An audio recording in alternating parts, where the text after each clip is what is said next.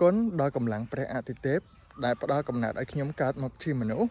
ដែលឲ្យបានឃើញជាមួយនឹងអំណោយដ៏អស្ចារ្យដែលនៅក្នុងចក្រវាឡមួយនេះផ្ដល់ឲ្យជាពិសេសធ្វើឲ្យខ្ញុំក្លាយទៅជាបុគ្គលអស្ចារ្យអច្ឆរិយៈដែលខ្ញុំបានជួបជាមួយនឹងធម្មពលពិតដែលចក្រវាឡផ្ដល់ឲ្យដែលមាននៅក្នុង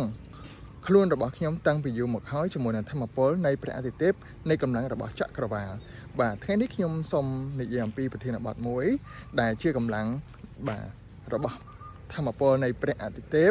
ក៏ដូចជាធម្មពលនៃកម្លាំងនៃចក្រវាឡដែលផ្ដល់ឲ្យដែលមានជាយូរមកហើយជាពិសេសខ្ញុំបានបាទកើតនៅលើភពផែនដីនេះបានជួបជាមួយនឹងបទពិសោធន៍ជាច្រើនធ្វើឲ្យខ្ញុំបាត់បង់ខ្លួនឯងធ្វើឲ្យខ្ញុំភ្លេចខ្លួនឯងភ្លេចធម្មពលនៃកម្លាំងពិតនៃកម្លាំងដ៏អស្ចារ្យអច្ឆរិយៈរបស់ខ្លួនឯងនេះអស់រយៈពេលយ៉ាងយូរខ្ញុំបានជួបប្រទះបាទចាប់តាំងពីពេលដែលខ្ញុំបានរកឃើញខ្លួនឯងបានស្គាល់ខ្លួនឯងបានជួបជាមួយនឹងខ្លួនឯងនៃធម្មពលពិតដែលចក្រវាឡផ្ដល់ឲ្យជាយូរមកហើយភាពខ្លាំងភាពអស្ចារ្យអច្ឆរិយៈមួយនេះធ្វើឲ្យខ្ញុំទទួលបានអំណោយជាពិសេសដែលអស្ចារ្យខ្លាំងមែនទែនដែលចក្រវាឡផ្ដល់ឲ្យតាំងពីយូរមកហើយខ្ញុំបានជួបនេះគឺពិតជាសំណាងខ្លាំងណាស់ដែលខ្ញុំបានកើតនៅលើផែនដីដែលចាប់កំណើតនៅក្នុងរូបរាងកាយជាមនុស្សនេះខ្ញុំពិតជាអរគុណដឹងគុណទៅដល់ភពផែនដីអរគុណដឹងគុណទៅដល់ចក្រវាឡខ្លាំងមែនទែនដែលផ្ដល់ឲ្យអ្វីៗគ្រប់យ៉ាងទោះបីជាខ្ញុំភ្លេចគាត់ក៏គាត់មិនដែលភ្លេចខ្ញុំនោះទេអញ្ចឹងគាត់គឺជាមេដាបៃតាដ៏អស្ចារ្យដែលមិនដែលភ្លេចបុត្រសំបីតែម្ដងឡើយមានតែបុត្រទេដែលវង្វេងជាមួយនឹងបាទការរស់នៅលើលោកីយ៍នេះការរស់នៅក្នុងផែនដីនេះធ្វើឲ្យបាត់បង់ធម៌ពលខ្លួនឯងធ្វើឲ្យបាត់បង់ខ្លួនឯងធ្វើឲ្យបាត់បង់ភាពជាហេរ៉ូរបស់ខ្លួនឯងអញ្ចឹងនៅពេលដែលបាត់បង់ខ្លួនឯងហើយគឺចក្រវាឡគឺដាក់បណ្ដាសាដាក់វិញ្ញាសាឲ្យយើងនៅក្នុងការដោះស្រាយអញ្ចឹងត្រូវចាំថាជីវិតគឺជាបេសកកម្មពេលដែលយើងដោះស្រាយពេលដែលយើងជួបជាមួយនឹងបទពិសោធន៍ជាពេលក្នុងការផ្លាស់ប្ដូរជីវិតរបស់យើងហើយអញ្ចឹងបេសកកម្មមួយនេះចក្រវាឡឲ្យយើងដោះស្រាយចក្រវាឡឲ្យយើងជួបជាមួយនឹងបទពិសោធន៍ពិតនៅក្នុងការរស់នៅដូចជាការបាត់បង់អ្វីៗគ្រប់យ៉ាងការបាត់បង់សុភមង្គលការបាត់បង់ក្តីស្រឡាញ់ការបាត់បង់មនុស្សជាទីស្រឡាញ់ដូចជាការបាត់បង់ខ្លួនឯងការឲ្យអ្វីពីខ្លួនណាធ្វើឲ្យយើងភ្ញាក់ខ្លួនធ្វើឲ្យយើងជួបជាមួយនឹងរសជាតិជីវិតពិតប្រាកដនៃការធ្លាក់ខ្លួនធ្លាប់ក្រធ្លាប់មានធ្លាប់បានណាធ្លាប់អត់ធ្លាប់បាត់បង់ការងារធ្លាប់បាត់បង់អាជីវកម្មធ្លាប់បាត់បង់លុយកាក់បាត់បង់មនុស្សជាទីស្រឡាញ់ជាច្រើនអញ្ចឹងនេះហើយគឺជាបណ្ដាសាដែលចក្រវាឡផ្ដល់ឲ្យយើងដោះស្រាយយើងបានជួបជាមួយនឹងធម៌ពលពិតជាកាដូដ៏អស្ចារ្យដែលចក្រវាឡផ្ដល់ឲ្យយើងរស់ជាមួយនឹងធម៌ពលពិតរបស់ខ្លួនឯងឡើងវិញអញ្ចឹងតែចាំថាមនុស្សគ្រប់រូបនៅក្នុងផែនដីមួយនេះបើមិនធ្លាប់ស្គាល់រសជាតិជីវិតពិតរបស់ខ្លួនឯងទេអញ្ចឹងធម៌ពលពិតគឺมันអាចមកកើតឡើងឡើយអញ្ចឹងគឺចក្រវាឡផ្ដល់ឲ្យយើងស្គាល់រសជាតិជីវិតស្គាល់ជីវិតពិតប្រាកដណានៃវាលវត្ថុសង្សារដែលឲ្យយើងកើតនៅលើផែនដីដែលចាប់កំណើតជាមនុស្សនេះឲ្យយើងជួបជាមួយនឹងធម៌ពលដ៏អស្ចារ្យហើយធ្វើឲ្យយើងជួបជាមួយនឹងរសជាតិជីវិតពិតប្រាកដទៀតចឹងនៅពេលដែលយើងជួបជាមួយនឹងរសជាតិជីវិតពិតប្រាកដហើយយើងអាចឆ្លងផុតបានយើងអាចទទួលបាននូវធម៌ពលដែលកម្លាំងទេពដែលរងចាំយើងហើយយើងបានជួបជាមួយនឹងកម្លាំងទេពហ្នឹងគឺពិតជាអស្ចារ្យខ្លាំងមែនទែន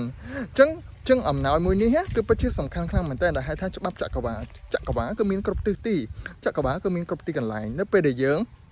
បានជួបជាមួយនឹងចក្រវាឡនៅពេលដែលយើងជួបជាមួយនឹងធម៌ពលពិតរបស់ខ្លួនឯងចក្រវាឡផ្ដល់ឲ្យយើងគ្រប់ពេលគ្រប់វេលាអញ្ចឹងមនុស្សគឺអស្ចារ្យខ្លាំងមែនទែនត្រង់ថាមនុស្សគឺមានដួងវិញ្ញាណដួងកែវឬកែវពិសេសដែលបានចាប់កំណើតនៅក្នុងរូបកាយរូបរាងមនុស្សនេះអញ្ចឹងអរគុណដឹងគុណខ្លាំងមែនទែនទៅដល់ឬកែវដួងព្រលឹងដួងវិញ្ញាណខណ្ឌណាដែលហៅថាវិញ្ញាណពិសេសណាមនុស្សគឺអស្ចារ្យខ្លាំងមែនទែនគឺមានញាណពិសេសបានដែលអាចមើលឃើញអ្វីៗគ្រប់យ៉ាងដែលមាននៅក្នុងរូបកាយមនុស្សដែលហៅថាចក្រានឹងឯងអញ្ចឹងចក្រាគឺជាបុត្ររបស់ចក្រវាឡដែលមាននៅក្នុងរូបកាយមនុស្សតែប៉ុណ្ណោះចឹងចក្រានេះហើយគឺពិតជាអស្ចារ្យខ្លាំងមែនទែនដែលចំណេះនៅក្នុងផែនដីនេះគឺជាចំណេះមួយដែលមនុស្សស្រាវជ្រាវវិញអញ្ចឹងចំណេះពិតរបស់មនុស្សគឺមាននៅក្នុងខ្លួនរបស់មនុស្សដែលចក្រវាឡផ្ដល់ឲ្យដែលហៅថាចក្រានឹងឯងចក្រាគឺមាន7ដែលខ្ញុំបានរៀបរាប់ខាងលើទី1គឺរោចក្រាទី1ទី2បាទសាក្រចក្រាទី2ហើយចក្រាទី3នោះគឺ solar plexus ចក្រាបាទអញ្ចឹងបងប្អូនអាចធ្វើការលម្អិតបានជាមួយនឹងចក្រាទី4បាទហាចក្រាទី5ស្រោចក្រាទី6សើតអាយចក្រានិងចក្រាទី7បាទក្រោមចក្រាបងប្អូនអាចធ្វើការសិក្សាបានទាំងអស់ជាមួយនឹងចក្រាទាំង7នេះខ្ញុំបានបកស្រាយរួចហើយដែលចក្រានេះគឺមាននៅក្នុងខ្លួនរបស់មនុស្សគ្រប់គ្នាតែម្ដងដែលបានចាប់កំណើតនៅក្នុងផែនដីនេះដែលមានឬកែវដួងកែវពិសេសលើអ្វីៗគ្រប់យ៉ាងដែលក្នុងភពផែនដីដែលជាសត្វណាសត្វ មនុស្សគឺអស្ចារ្យខ្លាំងមែនតើណាបងប្អូនទាំងអស់គ្នាអញ្ចឹងសត្វមនុស្សនេះហើយគឺអាចជួយទៅដល់មនុស្សជួយទៅដល់ភពផែនដីបានជួយក្នុងការចែករំលែកជួយទៅដល់ភពផែនដីនៅក្នុងចក្រវាឡមួយនេះបានអញ្ចឹងមានន័យថាមនុស្សនេះគឺអស្ចារ្យខ្លាំងមែនតើដូចបងប្អូនឃើញហើយថាគ្រប់មហាសទ្ធិទាំងអស់នៅលើពិភពលោកនេះគឺគាត់កើតចេញពីអ្នកក្រីក្រនៅពេលដែលគាត់ក្រីក្រគឺគាត់ស្គាល់រសជាតិជីវិតនៃការអត់នៃការលំបាកនៃការបាទជួបជាមួយនឹងអ្វីៗដែលធ្វើឲ្យជីវិតរបស់គាត់ផ្លាស់ប្ដូរបាទរសជាតិពិតដែលមិនអាចកាត់ថ្លៃបានគឺការជួបជាមួយនឹងបទពិសោធន៍រសជាតិជីវិតពិតនឹងឯងដែលហៅថាសាកលវិទ្យាល័យចក្រវាឡផ្ដល់ឲ្យមនុស្សជួបជាមួយនឹងរសជាតិជីវិតជាច្រើនពេលដែលស្គាល់រសជាតិជីវិតហ្នឹងហើយគឺយើងស្គាល់អំពីតម្លៃនៃការក្រោកឈរតម្លៃនៃការដួលតម្លៃនៃការបាទរឹងមាំតម្លៃនៃការបាទក្រោកឡើងវិញបានជាមួយនឹងភាពរឹងប៉ឹងដែលយើងអាចពុះពីឧបសគ្គជំនះនៃការคล้ายខ្លួនជាបុគ្គលដ៏អស្ចារ្យដែលទទួលបាននូវធម៌ពិតដែលចក្រវាឡផ្ដល់ឲ្យនឹងឯងដូច្នេះហើយអ្វីដែលខ្ញុំចង់ធ្វើការចែករំលែកនោះគឺខ្ញុំពិតជាអរគុណដឹងគុណទៅដល់ឫសកែវដួងកែវព្រលឹងដួងកែវពេជ្រចរណៃដែលនៅក្នុងខ្លួនរបស់ខ្ញុំសម្ដេចចក្រវាឡទាំង8ទិសសម្ដេចចក្រាទាំង7ដែលឲ្យខ្ញុំបានកើតនៅក្នុងភពផែនដីមួយនេះ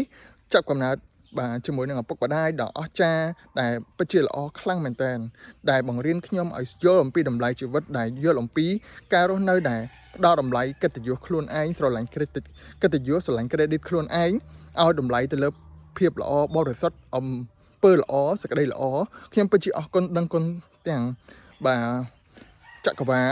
ទាំងឪពុកម្ដាយបងប្អូនដែលជាបាទញាតិនៅក្នុងផែនដីមួយនេះពិតជាល្អខ្លាំងមែនទែនគាត់ឲ្យតម្លៃខ្ញុំស្រឡាញ់ខ្ញុំថ្នាក់ថ្នមខ្ញុំព្រោះគាត់ដឹងថាខ្ញុំគឺជាបុត្រពិតរបស់ចក្រវាឡមានសេចក្តីល្អអំពើល្អនៅក្នុងខ្លួនអញ្ចឹងដូច្នេះហើយអ្វីដែលខ្ញុំចង់ធ្វើការផ្ដល់ឲ្យភពផែនដីនេះគឺទី1គឺនិយាយអំពីបាទធម្មពលបាទដែលធ្វើឲ្យមនុស្សមាននៅកម្លាំងដ៏អស្ចារ្យកម្លាំងទេពឡើងវិញ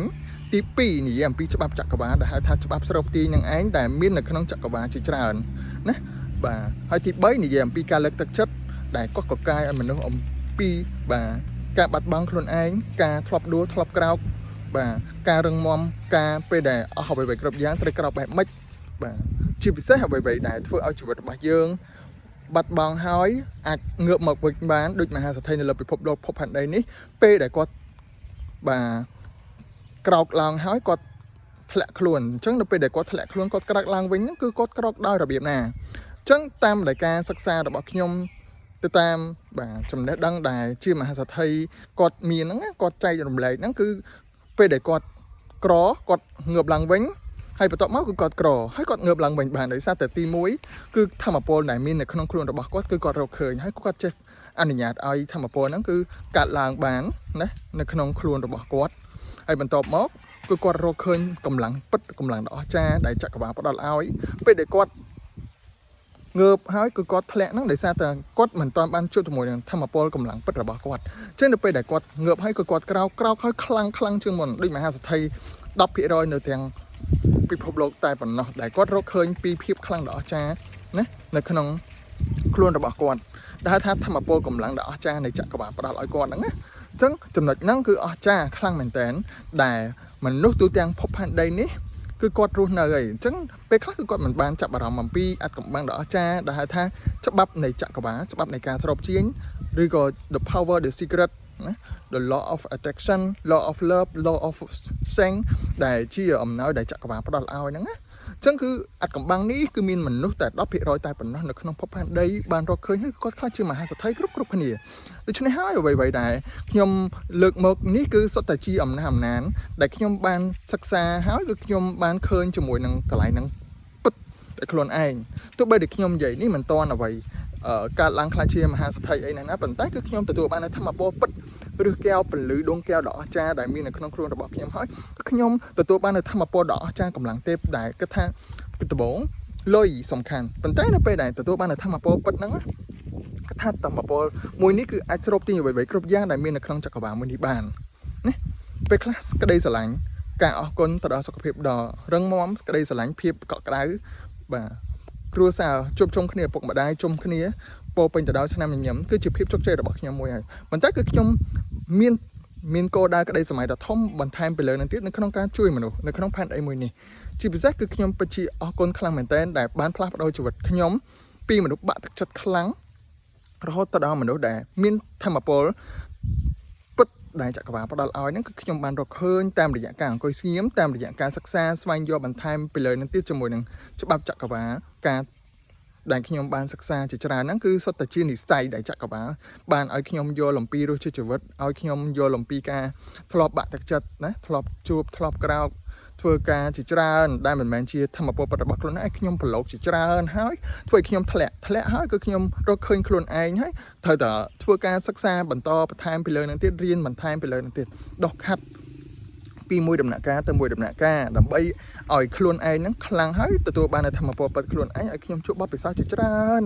នណាបាទពីការធ្លាប់គេមើលងាយធ្លាប់គេជេរប្រមាថធ្លាប់បាត់បង់លុយកាក់បាត់បង់ការងារបាត់បង់សេចក្តីស្រឡាញ់រស់នៅឆ្ងាយពីឪពុកម្ដាយជាច្រើនឲ្យខ្ញុំបានជួបរសជាតិជីវិតនឹងហើយគឺអាចក្រោកឡើងវិញហើយយល់អំពីអត្ថន័យនៃជីវិតមួយហ្នឹងនៃការរស់នៅលើភពផែនដីមួយនេះថាត្រូវទៅជួបជាមួយនឹងបញ្ហាអីខ្លះត្រូវទៅជួបជាមួយនឹងបទពិសោធន៍អីខ្លះណាធ្វើឲ្យខ្ញុំធ្លាក់ម្ដងហើយម្ដងទៀតម្ដងហើយម្ដងទៀតអញ្ចឹងនៅពេលដែលខ្ញុំធ្លាក់គឺខ្ញុំទទួលបាននៅអ្វីដែលអស្ចារ្យបាទអញ្ចឹងនៅពេលដែលកាដូដែលចក្រវាឡផ្ដល់ឲ្យហ្នឹងគឺគាត់ឲ្យខ្ញុំជួបជាមួយនឹងបទពិសោធន៍ជាច្រើនរហូតដល់ខ្ញុំបានឃើញជាមួយនឹងធម្មពលរបស់ខ្លួនឯងពេលហ្នឹងខ្ញុំក៏ចង់ចែករំលែកទោះបីជាអ្វីដែលខ្ញុំចែករំលែកនេះមនុស្សជាច្រើនក៏មិនទាន់ចាប់អារម្មណ៍ក៏ខ្ញុំនៅតែធ្វើការចែករំលែកជូនទៅដល់មនុស្សដែលនៅក្នុងផែនដីនេះឲ្យគាត់បានឃើញវីដេអូនេះដែលគាត់ទទួលបាននូវធម៌ពលដ៏អស្ចារ្យដែលមាននៅក្នុងខ្លួនរបស់គាត់ហើយឲ្យគាត់យល់អំពីខ្លួនឯងដែលចក្រវាឡផ្ដល់ឲ្យឬកែវដួងកែវព្រលឹងដួងកែវបច្ចុប្បន្នដែលមាននៅក្នុងចក្រវាឡចក្រាទាំង7នៅក្នុងខ្លួនរបស់យើងនេះដាស់ក្រោកឡើងដាស់ឲ្យណាភ្ញាក់ដាស់ឲ្យបាទឲ្យធ្វើការឡើងពីព្រោះខ្លួនឯងពិតនេះគឺរងចាំយូរអញ្ចឹងនៅពេលដែលយើងជួបជាមួយនឹងខ្លួនឯងពិតហ្នឹងដែលចក្រវាឡផ្ដល់ឲ្យដែលជាធម្មពលដ៏អស្ចារ្យយើងហើយយើងត្រូវតែក្រោកត្រូវតែជំនះរាល់ឧបសគ្គណាជំនះលើអ្វីៗដែលយើងត្រូវតែធ្វើក្នុងការជួយមនុស្សគោលដៅក្តីសម័យរបស់យើងហ្នឹងធ្វើវាតាមបេះដូងធ្វើវាតាមការបង្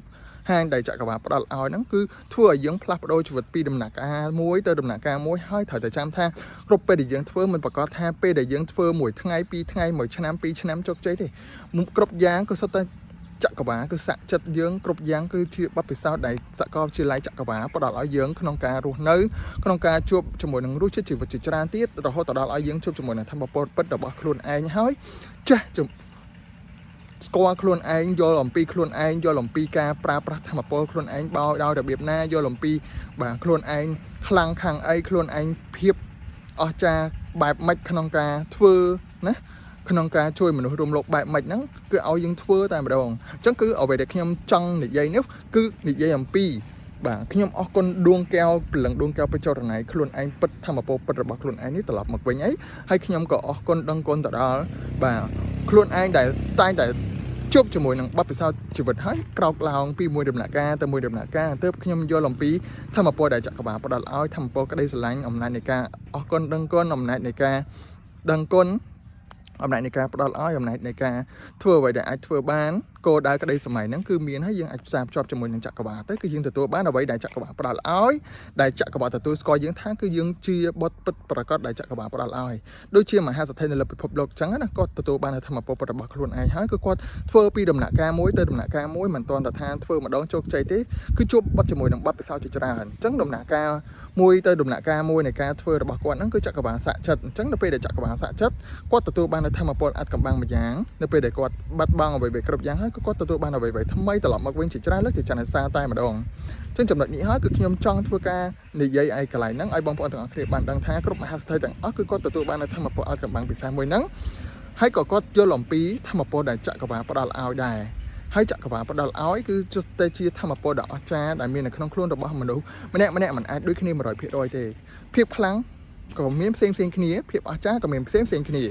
ចឹងអ្វីដែលខ្ញុំធ្វើការនិយាយនេះគឺខ្ញុំពិតជាអរគុណហើយខ្ញុំក៏ចង់ចែករំលែកឲ្យបងប្អូនទាំងអស់គ្នាទទួលបានធម៌ពលមួយនេះដែរដើម្បីផ្លាស់ប្ដូរជីវិតពិតប្រាកដជាមួយនឹងច្បាប់ចក្រវាឡធម៌ពលពិតដែលមាននៅក្នុងខ្លួនរបស់ខ្លួនឯងដែលចក្រវាឡបង្ហាញធ្វើតាមបេះដូងខ្លួនឯងរស់អ្វីដែលជាភាពខ្លាំងរបស់ខ្លួនឯងដែលចក្រវាឡផ្ដល់ឲ្យអញ្ចឹងវីដេអូនេះគឺខ្ញុំសូមធ្វើការបញ្ចប់តែប៉ុណ្ណឹងជួបគ្នាជាមួយនឹងធម៌ពលពិតរបស់ខ្លួនឯងដែលមាននៅក្នុងខ្លួនបាទរបស់ខ្លួនឯងរៀងនឹងខ្លួនឯងពិតដែលរងចាំខ្លួនឯងជាយូរមកហើយជាពិសេសជូនពរឲ្យបងប្អូនទាំងអស់គ្នារួចផុតពីការបាក់ទឹកចិត្តទទួលបាននូវធម៌ពលពិតពីកម្លាំងស្រូបទាញកម្លាំងនៃចក្រវាឡដែលផ្ដល់ឲ្យដែលហៅថាភាព hero បាទ ដែលអាចកំបាំងពិតនៃជីវិតដែលមានរាប់ពាន់ឆ្នាំអំពីចក្រវាឡផ្ដល់ឲ្យយើងមកនៅលើផែនដីនេះធ្វើអ្វីដែលយើងអាចធ្វើបានជួយមនុស្សឲ្យបានច្រើននេះហើយគឺជាអ្វីដែលចក្រវាឡសប្បាយចិត្តផ្ដល់ឲ្យយើងលើសពីការរំពឹងទុក